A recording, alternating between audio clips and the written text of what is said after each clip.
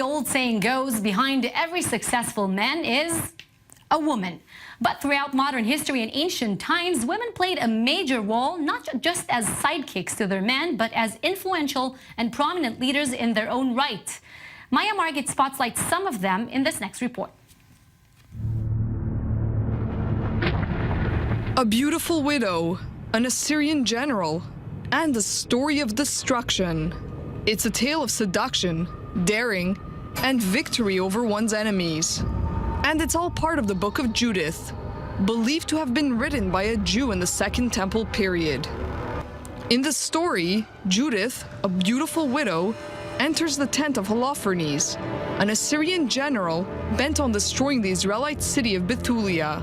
As he is sound asleep from a night of drinking, Judith murders him. How? By beheading him. After losing their leader, the Assyrians disperse and Israel is saved. Though not officially part of the Hebrew Bible, this violent story has captured the Western imagination for centuries. Some biblical scholars believe it was inspired by an earlier heroine in Hebrew scripture, Yael, in the Book of Judges. Like Judith, Yael single-handedly defeats an enemy of Israel. Yael slays Sisera, the commander of a Canaanite army. Similar to the tale of Judith, Yael takes a mallet and drives a tent peg into his head, killing him instantly. Yael and Sisera, Judith and Holofernes. Both stories have many parallels. There is another woman in the Bible with a similar tale, but this one is not seen as a heroine.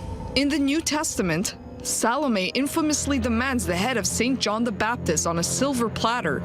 According to the Jewish scholar Josephus, it was because of Salome that co-emperor Herod had John executed. Yael, Judith, and Salome. All three women inspired artists across Europe for centuries. Ultimately, in the minds of many, they were symbolic of the power and danger of female seductiveness. And that really hits the nail on the head. Well, Mulan has been my idol for years until I saw Barbarians Rising on the History Channel, and then I became obsessed with Boudica. But today, the woman that I admire is in the studio, and she's Maya Margit. Thank you. Maya, it's very interesting that you decided to focus on women who beheaded men, and it's somewhat twisted, I think, that we tend to relate these very positive images to women who carried ruthless things. Very ruthless and violent acts. And it was part of a whole theme going on in the medieval times and in the Renaissance called the power of women. This was a theme that was repeated over and over again, where painters would show women triumphing over powerful men. And as you can see, there's this painting also, which is called Judith Slaying Holofernes. It's by the famous Baroque artist Artemisia Gentileschi. And this painting has a very interesting backstory in that it shows the artist, she put herself into the story, into the role of Judith. That's actually her. That's her self-portrait. And she shows herself slaying Holofernes. And who is Holofernes?